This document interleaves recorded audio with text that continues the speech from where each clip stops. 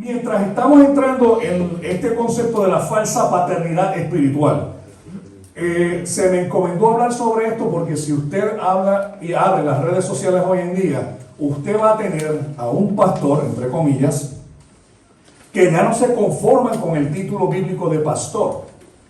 Ahora tienen que llamarse apóstoles, ¿verdad? Y rechazamos totalmente ese concepto, aunque la palabra apóstol en griego significa enviado. Hasta el mismo Jesús se le llama que fue apóstol. Todos somos enviados en ese sentido genérico, todos somos apóstoles.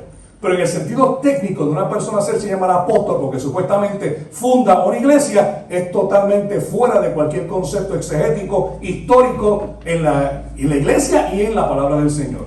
De hecho, después de estos hombres que fueron los padres de la iglesia, los mismos discípulos del apóstol Juan, ni ellos mismos se pusieron el título de apóstoles. ¿Por qué? Porque la iglesia reservó el título de apóstol y profeta a unos hombres en específico que reunían unos requisitos para que se estableciese la diferencia entre ellos y nosotros. ¿Se entiende? Y eso es claro porque nuevamente este concepto de la falsa paternidad espiritual, de la cobertura del apóstol, ¿te has escuchado eso por ahí en la iglesia? Son conceptos que se han, como estaba diciendo el pastor, se han infiltrado encubiertamente, herejías destructoras entre medio del pueblo de Dios, y cómo nosotros podemos reprender o redarguir a otros en cuanto a eso, es por medio de lo que dice la palabra del Señor, explicada fielmente. Así que vuelvo y me reitero, el concepto de profeta en el sentido técnico de traer revelación no puede existir hoy en día. Tengo una persona en el internet que cuando se conecta, él tiene un montón de seguidores, pero él se llama, bueno, no voy a decir el nombre, pero el profeta tal, fulano de tal, ¿verdad?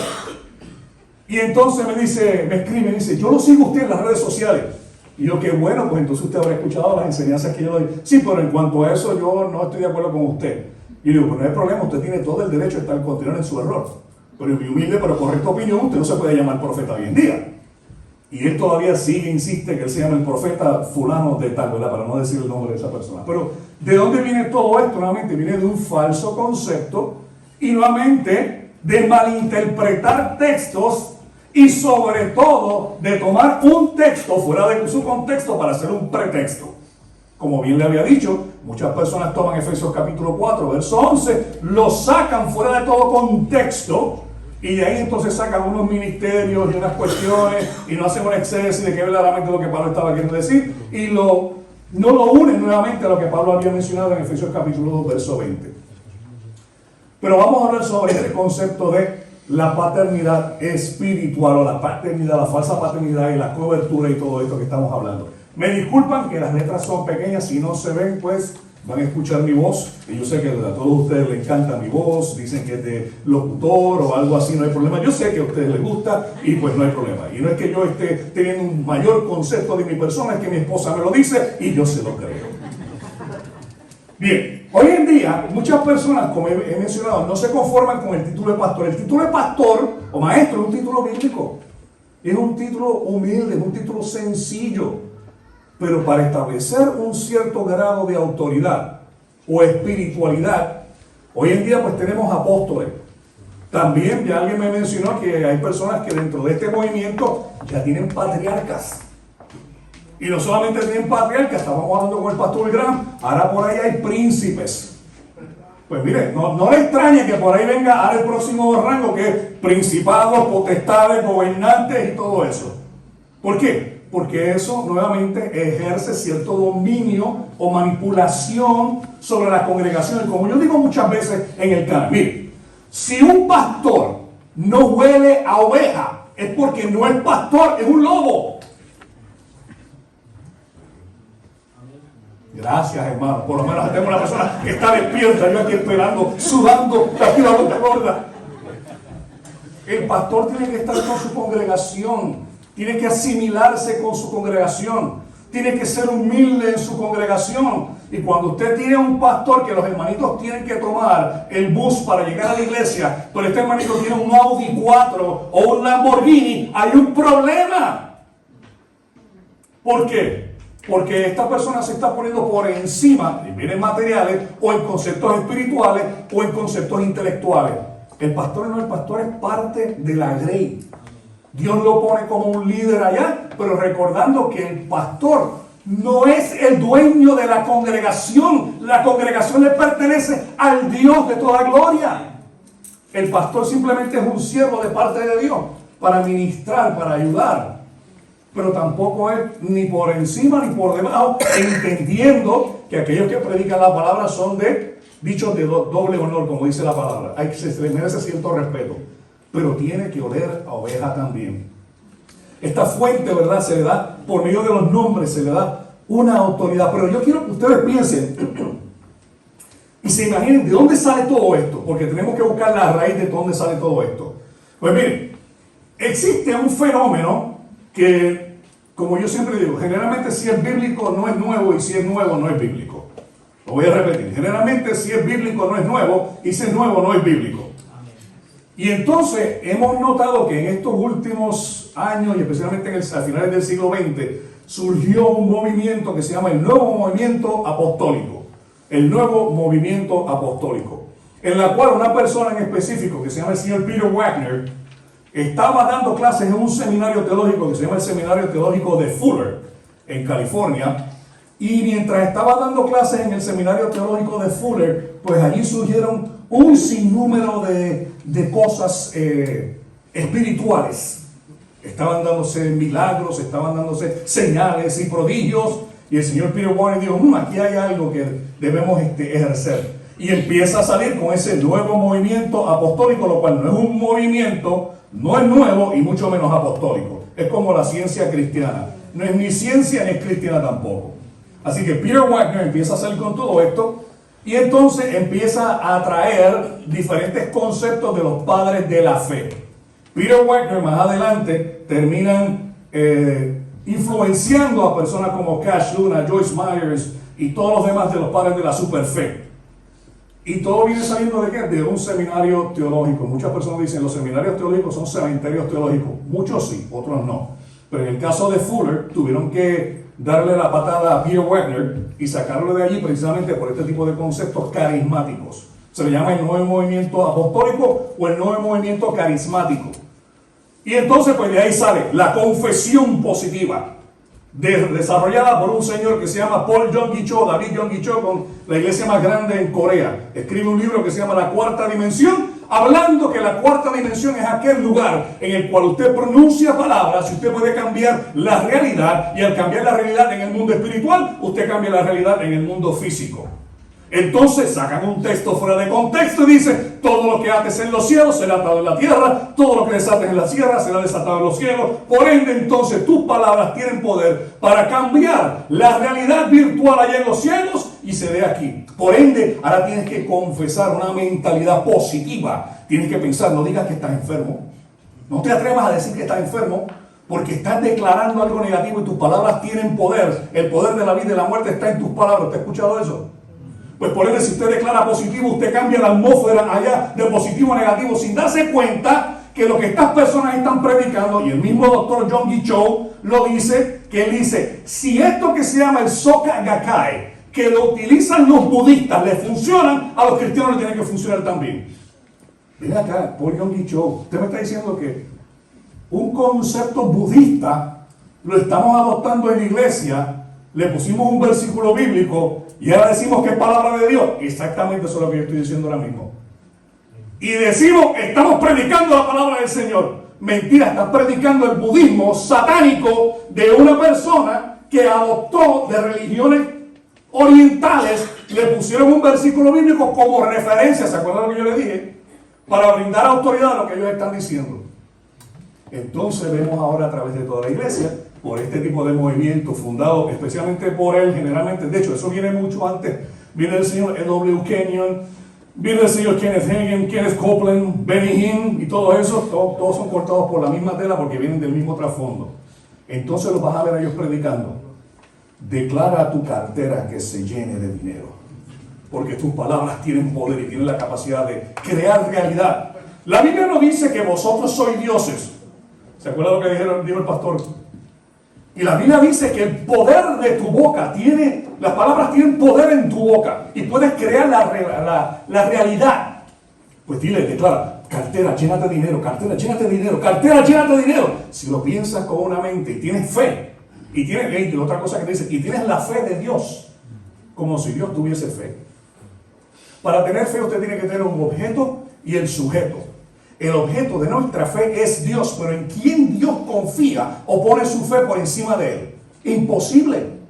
Pues por ende nosotros tenemos fe en Dios. La fe, nuevamente, no es una energía como la guerra de las galaxias. La fe es la confianza plena en la fidelidad que Dios tiene sobre sí mismo y lo que Él ha declarado en su palabra. Y yo confío plenamente en lo que Él ha dicho y me someto a su voluntad. Esa es la fe.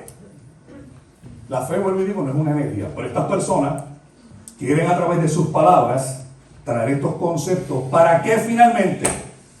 Para manipular a la iglesia. Y usted va a notar que estas personas se hacen ricos, millonarios. Benny Hinn tiene una casa que vale $6 millones en California, aunque dicen que él se ha arrepentido de lo que ha estado predicando, pero no ha eliminado libros como Buenos Días Espíritu Santo, que allí él dice que Jesús, si no hubiese recibido el Espíritu Santo, él podía pecar, que eso es una blasfemia. Jesús no podía pecar, es imposible que Jesús pecara. No había posibilidad. Pero significa entonces que no podía ser tentado. Una cosa es la tentabilidad y otra cosa es la pecabilidad. Y Jesús tenía una impecabilidad. Bueno, no voy a entrar en eso porque eso es otra casa de teología sistemática y me iría profundo por allá y quiero seguir en este concepto de que estamos hablando aquí. Así que, hubo un libro que se escribió que se llama Autoridad Espiritual y Paternidad Apostólica del pastor Yepes. Y todas estas personas, tomando los escritos de Peter Wagner y las enseñanzas de estos falsos apóstoles, falsos maestros y sobre todo falsos patriarcas, han traído conceptos bíblicos y yo escuché, yo leí la tesis del pastor Yepes y usted la lee y dice, esto la verdad que casi me convence. Por poco me convence. Pero si no es porque uno ya tiene un fundamento establecido, dándose cuenta de que no hay otra revelación mayor que la Biblia, usted cae, mire, fácil. Y eso está pasando en nuestras iglesias. Muchas personas están cayendo. Así que todo esto está dentro del árbol de la superfe. Y nuevamente este señor Peter Wagner, a través de Fuller Theological Seminary, en una clase de milagros, él trajo el concepto, como yo le había dicho, de la restauración de los 5 ministerios. Volvemos, otro, ¿se puede decir disparate aquí en España? Sí. Pues mire, otro disparate que tienen las iglesias carismáticas, que hay 5 ministerios, que ahora surgió en este movimiento, que hay que levantarlo. Yo digo, caramba, es que el Señor, por más de 2000 años, Él tuvo que esperar a que llegaran estos hombres para reactivar nuevamente los 5 ministerios. Que como le dije, no son 5, son 4, y los 4, 2 de ellos ya cesaron. Y conforme a Efesios 2:20, pues claramente eso. Yo creo que me adelanté de la conferencia cuando estaba hablando en la otra. Pero nada, es que a mí me gusta hablar de esto. Mire, surgieron supuestamente milagros. Dios le revela a Peter Wagner que había que restaurar esos 5 ministerios de Efesios 4:11. El de pastor, apóstol, profeta, evangelista, maestro. Pero eso no es cierto. El señor Guillermo, ¿usted ha escuchado de Guillermo Maldonado? O más bien decir, el apóstol Guillermo Maldonado. Yo un día dije, déjame escuchar a ver qué es lo que este señor está predicando. Y me reía, pero me ponía a llorar también. Porque yo digo, muchas personas beben de esa fuente. Y al beber de esa fuente sigue regándose, se sigue moviendo de todo este cáncer dentro de las iglesias. Y como decía el pastor, cuando llega un predicador que se planta y dice verdaderamente lo que dice la palabra de Dios, estas personas dicen, usted no sabe lo que está diciendo, usted es un fariseo, usted es un incauto, usted no sabe lo que está diciendo definitivamente. Y sin embargo, se ha expuesto a la palabra correctamente. Esos son los pequeños ataques que nos dan a nosotros en el internet, ¿verdad, Pastor Will? Ellos redefinen, esto es bien importante, miren. El movimiento, es que cuando uno empieza a estudiar esto, tiene tantas cosas para decir y tan poquito tiempo. Y hoy voy a ser más breve que esta mañana. Bueno, no sé. Ustedes saben cuando está. Los que estuvieron aquí, levanten la mano los que se fueron y no están aquí ya. Aquí, ok. Pues están todos los que estaban esta mañana, esta tarde, ¿verdad? Pues mire, hay tantas cosas que usted podía hablar en cuanto a esto. Déjeme ver cómo me centro. Bueno, después del movimiento posmoderno o dentro del movimiento posmoderno hay algo que se establece. Yo siempre digo que en un debate el que define los conceptos controla el debate. Y usted se va a dar cuenta que en la iglesia hoy en día todos estos nombres o conceptos son redefinidos. ¿Por qué? Porque al redefinirlos, ellos establecen la definición de los conceptos y pueden controlar la conversación. Porque ahora hoy en día muchas personas no se le llaman maestro de escuela bíblica y se le llama el instructor. ¿Te has escuchado eso? Porque están redefiniendo los conceptos, porque el maestro, conforme a lo que dice la Biblia, tiene que ser una persona que no sea neófito, para que no se envanezca y no venga a ser que lazos del diablo, número uno. Número dos, es una persona que tiene testimonio dentro del cuerpo de Cristo y tiene un llamado a un don en específico, que es el don del magisterio. Pero un instructor no, un instructor usted le entrega un papelito con unas instrucciones y el instructor le instruye a seguir unos pasos, pero no le está enseñando verdaderamente lo que la Biblia dice. Por ende, en nuestras iglesias, muy pocas de ellas, se enseñan los estudios bíblicos exegéticos. Ahora más bien buscamos el librito de una persona, ¿verdad? Aunque no estoy diciendo no todos, pero la mayoría de las personas toman un texto bíblico y lo van a estudiar en la escuela bíblica. ¿Y qué es lo que hacen? Buscan un libro y el libro le hace la pregunta: ¿qué usted piensa de este texto? ¿Cómo usted se siente al leer este texto? Como dijo el apóstol, el pastor Julio. Como dijo el pastor Julio. A la gente no le interesa escuchar la opinión y cómo usted se siente sobre un texto. La gente lo que verdaderamente necesita entender es qué es lo que dice la Biblia verdaderamente sobre ese texto. Y eso se da a cabo de una buena exégesis. ¿Saben lo que es exégesis, verdad? Sí, levante la mano los que no saben lo que es una exégesis. Exégesis. Bien. Hay dos palabras. Está la palabra exégesis y está la palabra eisegesis. Exégesis viene de una palabra en el griego que significa extraer del texto lo que el texto verdaderamente quería decir. En otras palabras, la intención del autor, lo que quería decir el Espíritu Santo, verdaderamente se extrae del texto y se lleva entonces a una aplicación. Eso es una exégesis, que conlleva unos pasos y se da dentro del concepto de las ciencias bíblicas. Una eisegesis es que yo no extraigo lo que dice el texto, yo le impongo al texto lo que el texto no quiere decir. Y eso se da mucho cuando hacemos interpretaciones alegóricas. Yo tengo ahora mismo una batalla con los católicos, apostólicos y romanos. Lo escucharon esta mañana y lo voy a seguir diciendo. Que me dicen a mí que cuando usted va a Isaías capítulo 22, por ahí más o menos, ahí da verdaderamente la evidencia de que el apóstol Pablo era el primado, el apóstol Pedro era el primado, era el papa. Porque allí a Eliaquín se le entregaron las llaves y a Pedro se le entregaron las llaves. A Eliaquín se le dio la protección del reino y a Pedro se le dio la protección del reino. Y no se dan cuenta que están tomando un concepto alegórico que por el mero hecho de que tenga algunos conceptos iguales no significa que sean lo mismo. El gato tiene 4 patas, la silla tiene 4 patas, el gato es una silla. ¿Verdad que no hace sentido? Por el mero hecho de que hayan elementos que sean parecidos, no implican que sean exactamente lo mismo. Pues eso mismo es lo que hacen estas personas. Toman conceptos y de un versículo hacen un pretexto, lo van cambiando, lo van moviendo y usted ve el montón de disparates que hay. Se escriben libros con nuevos conceptos. Y ya explica la diferencia entre exégesis y eisegesis. Ahora, ¿cómo tratan ellos de evidenciar todo esto? Pues nuevamente, un texto fuera de su contexto es un pretexto. Y hay textos que son, esto es bien importante, la hermana Damaris lo menciona ayer, mire. En la Biblia usted se va a encontrar con textos que son descriptivos, nos están describiendo algo de lo que Dios está haciendo o de una situación, describiendo.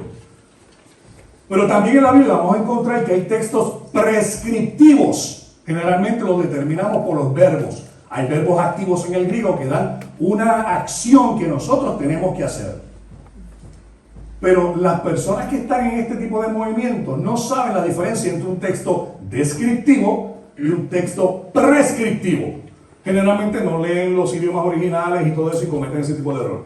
Pero aunque no lean los idiomas originales, hay tantas herramientas hoy en día que usted puede buscar y decir, bueno, esto es activo, esto es un verbo activo, un verbo pasivo. Esto es una acción que yo hago, es una acción que Dios hace. ¿Verdad? Pues usted tiene herramientas para hacerlo y además tiene buenos maestros como el pastor muy grande, los pastores, que puedan aprender de ellos sobre todo eso. Así que tenemos textos descriptivos y textos prescriptivos. ¿Por qué lo digo? Porque este concepto de la paternidad espiritual se basa en textos descriptivos que ellos han hecho como textos prescriptivos. La Biblia nos está narrando eventos y posiciones que tienen algunas personas y lo han sacado fuera de su cultura, fuera de su tiempo, y lo imponen en nuestro tiempo. Le ponen el versículo bíblico y dicen, ve, eso es bíblico, sin darse cuenta que han hecho una eisegesis porque le han impuesto al texto lo que el texto no quiere decir. Miren, el primero de Timoteo, Pablo dijo que amaba a Timoteo como un hijo. Pues tenemos entonces evidencia bíblica de que verdaderamente hay una paternidad espiritual. Pablo amaba a Timoteo como un hijo. Pues entonces, cuando usted le da el evangelio a una persona, esa persona recibe a Cristo, usted se convierte en el padre espiritual de esa persona. Perdón. ¿Por qué? Porque ahí simplemente Pablo está describiendo el sentimiento que él tenía para con la persona, no está prescribiendo una orden que nosotros tenemos que hacer. Porque si vamos a utilizar las mismas herramientas hermenéuticas para interpretar ese texto, ¿verdad? ¿Por qué no hacemos lo mismo con Primera de Tesalonicenses capítulo 2, versos 6 al 7? Búsquemelo por ahí rapidito, a ver si ese texto se lo copia bien aquí. Primera de Tesalonicenses capítulo 2, versos 6 al 7. Porque si Pablo dice que él fue el padre espiritual de Timoteo y nosotros tenemos que adjudicarnos ese título también, pues vamos entonces a aplicarnos el título de Primera de Tesalonicenses capítulo 2, versos 6 al 7. ¿Qué lo tiene? Y buscamos gloria de los hombres, ni de vosotros, ni de otros, aunque podíamos seros carga como apóstoles de Cristo. Antes fuimos tiernos entre vosotros, como la nodriza que cuida con ternura a sus propios hijos. Sencillo, hermano, pues ahora vamos a hacernos nodrizas todos. Si vamos a utilizar la misma herramienta, ¿por qué ahora no hay nodrizas? ¿Por qué el apóstol Maldonado no se llama la nodriza de su iglesia? Vamos a ser consistentes en nuestra hermenéutica, pero que no lo hacen. ¿Por qué? Porque están forzando textos, los sacan fuera de contexto y hacen eisegesis. Y el pueblo perece por falta de conocimiento. Y si usted lee verdaderamente el contexto de mi pueblo perece por falta de conocimiento, es porque el Señor está declarando algo. Tengo algo contra ti, sacerdote, que no has preparado bien a mi pueblo, y por ende mi pueblo perece por falta de conocimiento. Por eso nuestro hermano pastor estaba diciendo, no os hagáis muchos maestros, no sabiendo que vuestro juicio será mayor que el de los demás. Porque es algo serio el predicar la palabra del Señor e interpretarla correctamente. Procura con diligencia presentarte ante Dios aprobado, como obrero que maneja bien la palabra, que no tiene de qué avergonzarse. Eso es. Ten cuidado de ti mismo y de tu doctrina. Persevera en ello, de esta manera te salvarás tú y aquellos que te escuchan también. ¿Cuántas veces nosotros añoramos que se paren hombres de Dios y truenen con voz de trueno diciendo verdaderamente, así dice el Señor? Pero no porque ellos lo dicen por su propia voluntad, sino porque están leyendo el texto bíblico correctamente delante de Dios como obrero que no tiene que avergonzarse. Si tuviéramos hombres y mujeres de Dios así, por abundancia, la iglesia no estuviese en el momento que se encuentra. Quizás nos hace falta venir a más conferencias de estas, así que le invitamos el próximo año, en el mismo tiempo, más o menos para octubre, cada 6 y 7, vengan nuevamente a Palabra Viva Navarra, que vamos a estar con el pastor Juan Manuel Vaz, nuestro hermano Will Graham y posiblemente este servidor. Así que vayan regando la voz. Y nuevamente otro comercial no pagado. Gracias al Señor y gracias por escuchar. Así que miren, Jesús dijo, mis hermanos y mi madre, haciendo referencia a los que obedecen en la familia de la fe. ¿Quiénes son los hermanos y quién es verdaderamente la madre del Señor? Aquellos que obedecemos correctamente la palabra del Señor. Ya hablamos de 1 de Timoteo capítulo 1 verso 2, donde dice que él amaba a Timoteo como su hijo. También ellos utilizan 1 de Corintios capítulo 4 versos 15 al 17 para tratar de evidenciar eso. Otro texto, Efesios capítulo 6 versículos del 1 al 3. 1 de Corintios capítulo 16 versos 15 al 16 y Filipenses capítulo 2 versos 22 para hablar sobre esa falsa paternidad espiritual. Pero tiene verdaderamente esta paternidad espiritual unos fundamentos que son falsos. Dentro de la tesis que yo estaba leyendo, la persona estaba diciendo que hay que ser padre. ¿Por qué? Porque no puedes ser cabeza de alguien si primero no eres padre. Y los solteros, pobrecitos de ustedes. Ustedes no tienen ni son ni ton en el reino de los cielos de los que creen en la falsa paternidad espiritual. Y no solamente usted tiene que ser padre, sino también tienes que permanecer bajo la cobertura, bajo pena de maldición. Ahora vemos a pastores con guardaespaldas y le llaman los escuderos, como si nosotros tuviésemos que protegernos de esa manera. Si usted predica la palabra fielmente, usted tiene a alguien que le protege mayor que cualquier otra persona. La Biblia dice: el ángel de Jehová acampa alrededor de aquellos que le temen y los defiende. Y si de momento pasa cualquier cosa, que viene una persona y lo asesina, pues mire, fuera del cuerpo, presente con el Señor. Para mí el vivir es Cristo y el morir es ganancia. Pues yo no tengo que tener temor en estar en ningún lado de andar con escuderos, porque hay que ponerle nombres a todo el mundo, como si la palabra tan sencilla de hermano no fuese suficiente. Pero ahora tenemos que tener títulos, tenemos que tener esto, lo otro. A veces a mí me dicen, cuando estoy en la cabina de vuelo, me dicen: capitán, ¿usted me puede ayudar en esto? Y yo digo: mire, bájeme el rango y súbame el sueldo. Porque a mí los títulos me tienen sin cuidado.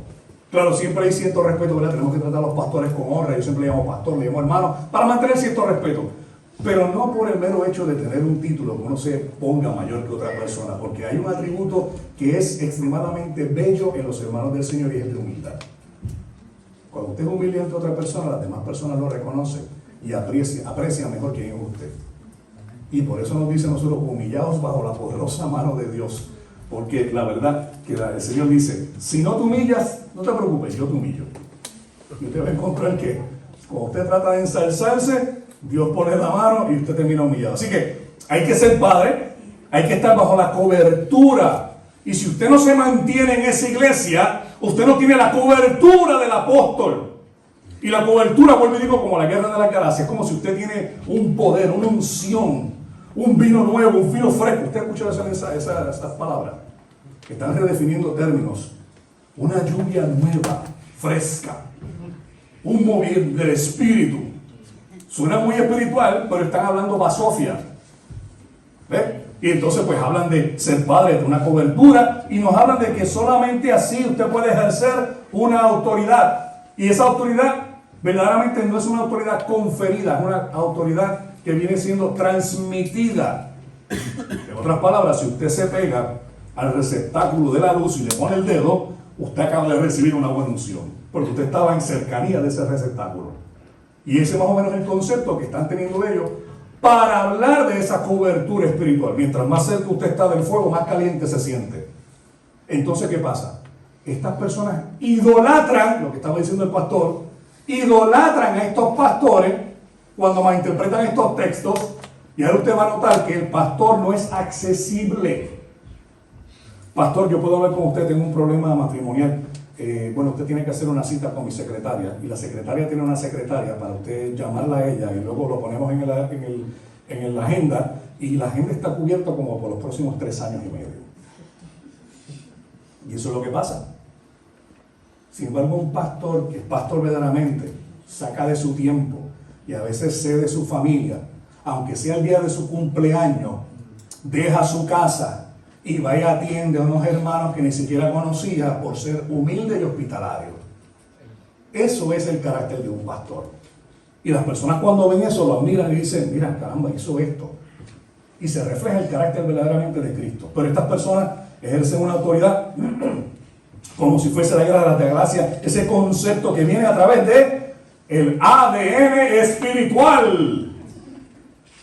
Dios tiene un ADN.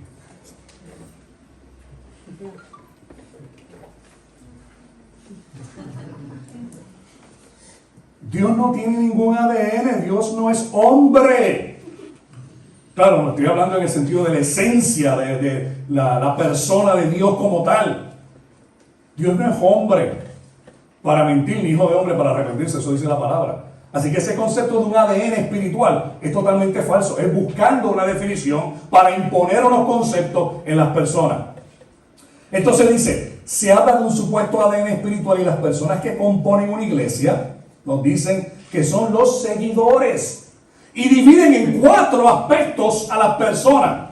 Número 1 son los seguidores. ¿Quiénes son los seguidores? Los seguidores son los que vienen tras peces y panes, es decir, buscando soluciones a sus problemas y necesidades. Con esto no se puede edificar la iglesia, dice esta tesis. Pero ustedes no son seguidores, ustedes van un poquito más adelante.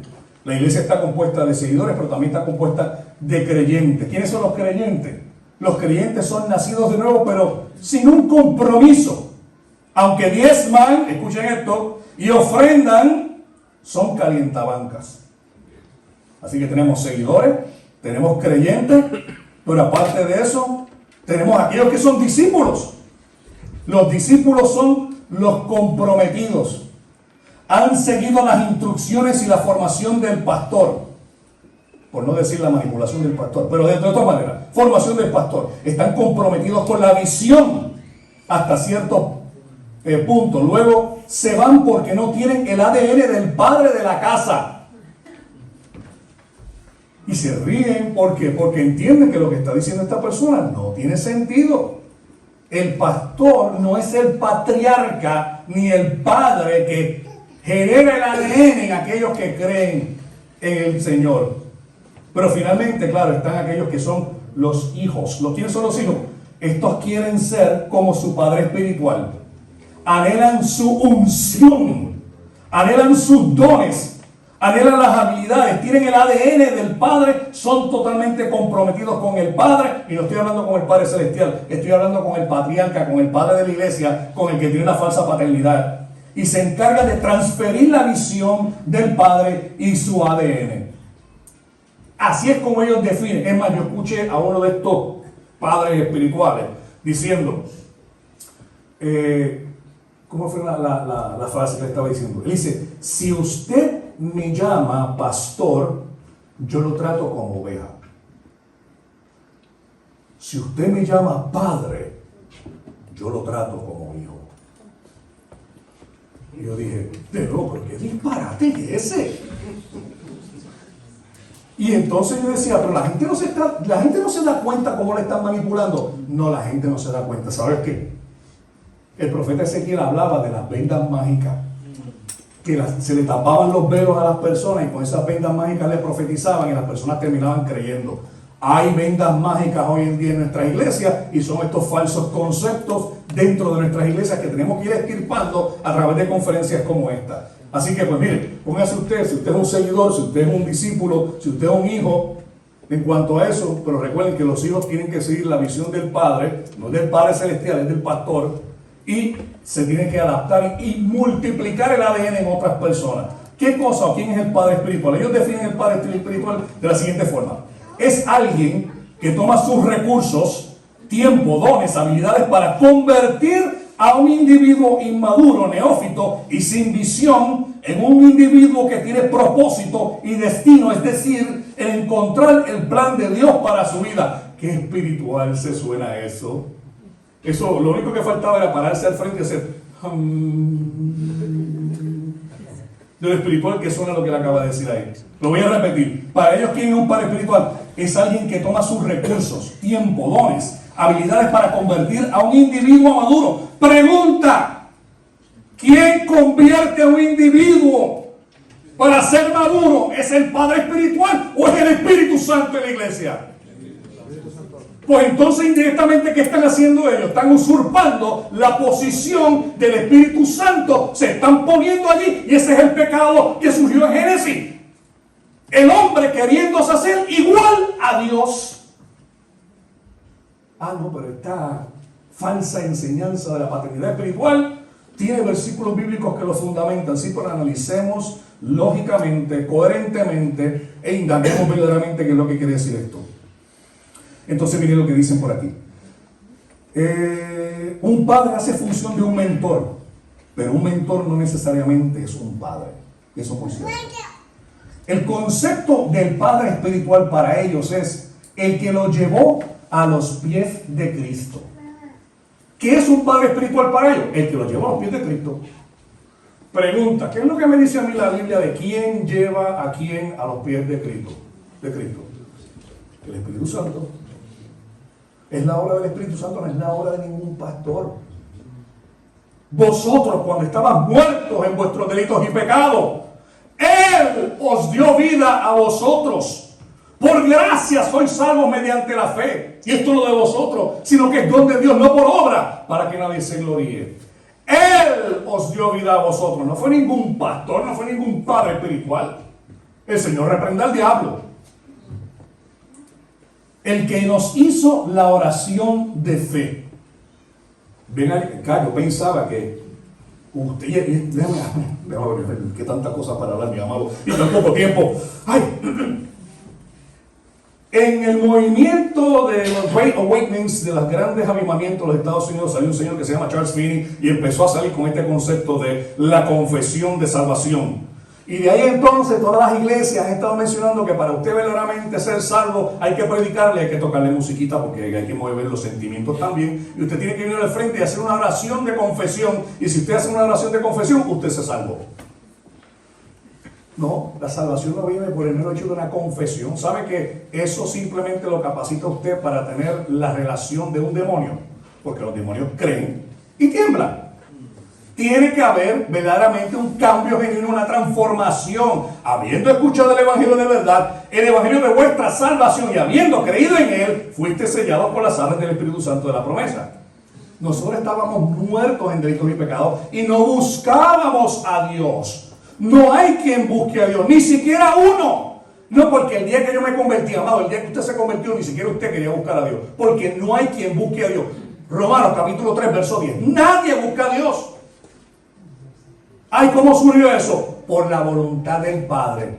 Juan capítulo 1, verso 12. Y Juan capítulo 1, verso 13 explica claramente cómo es que somos salvos. No nacidos por voluntad de hombre ni de carne, sino por la voluntad de Dios. Ah, no, pero es que las personas leen a los que le recibieron, a los que creyeron en su nombre, les dio la potestad de ser llamados hijos de Dios. Gloria a Dios, yo le creí, yo le recibí y por ende soy hijo de Dios. Lea el versículo 13. No por voluntad de hombre ni de carne, sino por la voluntad de Dios. Entonces, hermanos, ¿quién puede venir a Dios? Nadie. Si el Padre no lo trae, nadie puede venir allá. Juan capítulo 6, verso 44. Hermano, Juan 6, 44, el verbo que utiliza en griego es elkuse. Y ese verbo elkuse tiene la prioridad de que usted no hace eso, es Dios quien lo atrae. Por eso se llama de una gracia irresistible. Es como cuando usted dice en la construcción gramatical, es el conocimiento cero, se llama en griego. Está lloviendo afuera y la acera se mojó. La acera no se mojó porque le dio la gana de mojarse. La condición o el efecto de que la acera está mojada fue que llovió. El hombre viene a Dios fue porque Dios lo llamó. Entonces por eso dice la palabra, mis ovejas oyen mi voz. El que no es oveja no es de Dios y no escucha la voz de Dios. Por ende, cuando vienen estos falsos pastores y dicen, el que te lleva a los pies de Cristo, el que nos hizo la oración de fe, porque dice, ven acá, te voy a guiar esto, hazte esta oración conmigo. Señor, he pecado contra ti. Señor, he pecado contra ti. Señor, te acepto como mi Señor y Salvador. Señor, te acepto como mi Señor y Salvador. Señor, gracias te doy porque mi nombre ha sido escrito en el libro de la vida. Señor, gracias te doy porque mi nombre ha sido escrito en el libro de la vida. De hecho, búsqueme el versículo donde dice eso en la Biblia. Señor, perdóname y sé que tengo salvación en estos momentos. Señor, perdóname porque sé que tengo salvación sobre esto. Y hemos traído una falsa soteriología de cómo verdaderamente el hombre viene a ser salvo. Si no es por la obra de la cruz del Calvario, el poder del Espíritu Santo y la voluntad de Dios Padre, ninguno de nosotros aquí hubiésemos sido salvos. Por eso nuestra salvación le damos gloria y honra al Padre de toda gloria, no a estos padres espirituales que manipulan las iglesias. El concepto, también ellos dicen, nos acompañó y se condolió de nuestras aflicciones. Aquel que se compadece de tus aflicciones y aquel que muestra también como ese Padre espiritual, pues también ese viene siendo tu Padre espiritual. Pero a mí me dice la palabra que cuando Él se vaya vendrá el Consolador, el Espíritu Santo. Él es el Paracleto, es el amigo que está al lado tuyo, que te echa el brazo. Y ese es el que nos consuela. Cuando vamos a 2 Corintios capítulo 2, verso 1, nos dice, en la forma en que vosotros fuisteis consolados, ¿por quién? Por el Espíritu Santo, vosotros podéis consolar a otros también. Pero estas personas con esa falsa paternidad espiritual se están poniendo en el lugar de Dios. Y nos dice, algunos llegaron a los pies de Cristo por problemas matrimoniales, por deudas. Entonces la deuda y el problema matrimonial serían su padre espiritual. Y eso es totalmente ilógico. Seguimos por aquí. Ellos dicen, usted no puede ser cabeza si no te guían o te pastorean. Yo entiendo que hay un sometimiento a nuestros pastores, como dice la palabra del Señor. Pero Dios puede llamar a una persona y capacitarla, independientemente si tiene un pastor o no tiene un pastor. Que debemos congregarnos, amén. Eso dice la Biblia. Pero Dios te puede llamar a ti también. Y Dios te puede llamar leyendo la Biblia, sometiéndote. Pero ¿qué te va a decir después? Vete y congrégate, vete y sométete a una autoridad. Ten accountability. Rendición de cuentas. Que gracias a Dios, Señor, que tenemos un intérprete de la lengua en el día de hoy. No estoy violando el mandamiento de allá. Gracias, pastor. Déjame ir adelantando porque eso. Ok, ellos dicen que hay una transferencia de herencia generacional. La unción se transfiere. Y vuelvo y le digo, es que el concepto de la electricidad, usted va y toca a la persona y ya transfirió la unción. Como si nosotros tuviésemos poder para transmitir al Espíritu Santo. En la renovación carismática en la Iglesia Católica hay una práctica también que tampoco es muy bíblica. Yo en mi libro, Confrontando Falsas Enseñanzas, lo escribo y lo denoto. Y es el siguiente, y usted lo va a ver también en iglesias carismáticas pentecostales, lamentablemente. Vengan y pasen al frente, vamos a orar por ustedes. Se paran al frente todo el mundo y de momento recibe el Espíritu Santo. Como si usted fuese Dios para impartir el Espíritu Santo a otra persona. No, lo que pasa es que la Biblia dice que el Señor sopló sobre los apóstoles y recibieron el Espíritu Santo. Sí, pero primero que nada, usted no es Dios. Y segundo, es un pasaje descriptivo, no prescriptivo, para decirnos que nosotros podemos implantar a transmitir el Espíritu Santo por medio de que lo soplen. Usted se puede caer quizás por el aliento de cebolla que tenga el pastor. En eso sí puede pasar. Pero transmitir el Espíritu Santo de esa manera, no. El Espíritu Santo lo transmite Dios Padre cuando quiere, a quien quiere, como Él quiere, pero definitivamente no es a través de esa manera. Entonces ellos dicen de que hay una transferencia de una herencia generacional, que cada casa es edificada por alguien, y esos son supuestamente estos pastores. Entonces dice, es uno que transfiere dones de Dios. Estoy hablando de quién es el Padre espiritual. Uno que transfiere dones de Dios. Pues le digo, esto es igualarse a Dios. Quien único transfiere dones y da dones es Dios, no un Padre espiritual. Habilidades, bendiciones, unción, autoridad, sabiduría, conocimiento, el ADN, misterios, gracia, herencia, dimensiones proféticas y apostólicas mayores, virtud para llevar a la madurez y conocer su propósito a todos aquellos que están bajo su influencia por medio de la ley de la impartición. Ahora se inventaron también hasta una ley. Hay una ley de impartición. Mire, es que yo leo esto y cada vez encuentro más y más disparates. Que a la verdad que estas personas hay que decirles, no sean disparateros, por favor. Dentro de este concepto, y ahora perdónenme, déjenme ver de qué manera yo digo esto, manteniendo el respeto y el orden, porque no quiero caer en descrédito ante nadie. Pero lamentablemente las funciones que hacen estos padres espirituales devalúan la iglesia. Estaban hablando sobre las guerras espirituales. Ahora estos padres espirituales tienen una unción más poderosa. Tienen un concepto que tienen un poder. Y se acerca a las personas y se lleva ante el Padre espiritual porque Él tiene la unción para reprender demonios. En la guerra espiritual, en el declarar y en el atar y toda esa cuestión, ellos se llevan allí en ese momento para liberar a las personas. Y ahora dentro de estos movimientos, específicamente el G12 y otros movimientos más que tienen este tipo de paternidad espiritual, usted ve las guerras espirituales. Entonces, ¿qué pasa? Y esto yo lo he escuchado del profeta que me sigue también en el canal. Los otros días estaba diciendo, vamos a hacer una guerra espiritual. Y vamos a ver cómo el poder de Dios va a descender en estos momentos. Y vamos entonces a clamar a Dios y al Espíritu Santo a que empiecen a salir los demonios. Llega a lo ridículo porque se ha tergiversado la palabra del Señor tanto que terminamos perdiendo credibilidad ante el mundo y ante la iglesia.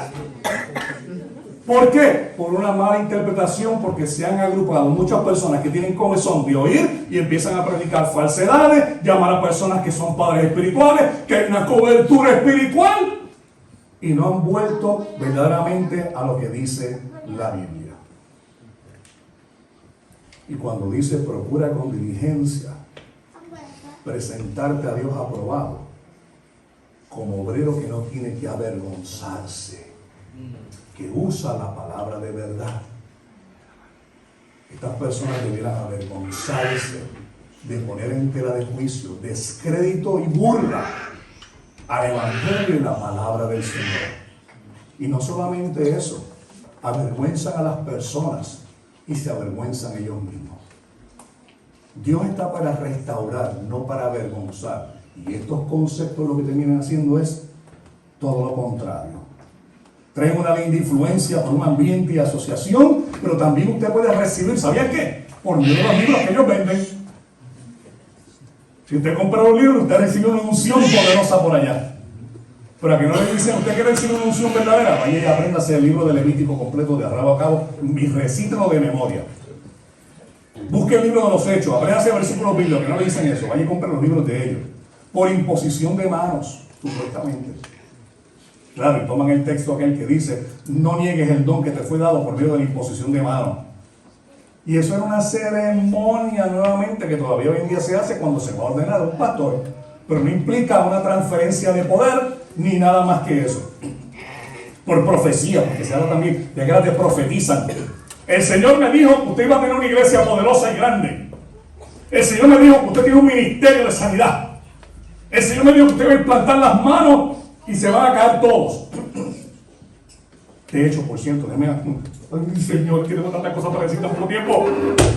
En el libro Confrontando Falsas Enseñanzas, yo hice un estudio precisamente de cuántas personas fueron las que se cayeron para atrás cuando estaban en la presencia del Señor o alguien le imponía las manos. Saben que en toda la Biblia ninguna persona se cayó para atrás ante la presencia del Señor. Que el concepto del descanso del Espíritu es falso, falso, falso. Bueno, perdóname. Hay una ocasión en que Daniel se cae para atrás, pero él estaba consciente de lo que estaba sucediendo. Él no perdió el control, ni se sintió liviano, ni se quedó dormido descansando en el Espíritu, ni a las hermanitas le tuvieron que tapar las faldas porque se le veía todo, ni nada de eso, y caer en vergüenza.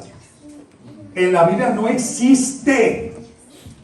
Entonces usted dice, ¿por qué sacan este concepto del descanso del Espíritu? Nuevamente por este tipo de personas que son padres espirituales trayendo errores dentro de la palabra del Señor. Por profecía también, ellos dicen que un buen hijo tiene pasión por Dios y ve a su padre espiritual como el medio que Dios va a usar para bendecirlo. El único medio que yo tengo para que Dios me bendiga a mí es la lectura de su palabra.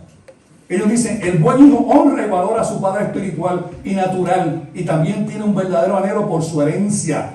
La Biblia a mí me dice honrar padre y madre, pero son los padres y madres que verdaderamente son su padre y su madre, que le engendraron, que le mantuvieron, que lo limpiaron a usted cuando era pequeño y que le soportan todas las cosas aún hasta los 50 años de edad. Esos son los verdaderos padres. Pero una persona que supuestamente te lleva a Cristo, poniéndose en la posición de Cristo, ese no es un padre espiritual. El buen hijo va más allá de las fallas de su padre y se concentra en el tesoro divino que hay dentro de él. Eso es lo que dicen ellos para los padres espirituales. El buen hijo se da cuenta de las falsedades que esta gente está predicando y sale corriendo de esas iglesias. El buen hijo, dicen ellos, que está dispuesto a ser un siervo para su padre en todo momento. ¿Qué está queriendo decir? Sométanse. Y cuando yo tenga la necesidad de algo, ustedes me sirven a mí. Saben que en la Biblia, el líder que presenta por excelencia no es el líder que se sacia de los demás, sino el líder que se hace siervo de los demás. ¿Quiere ser más grande que todo? Hasta el siervo de los demás. El concepto en el Antiguo Testamento de los reyes que tenían poder y autoridad se presenta muchas veces en jeroglíficos como los reyes o los faraones que llevaban canastas de comida. ¿Y llevarse a quién? A sus súbditos.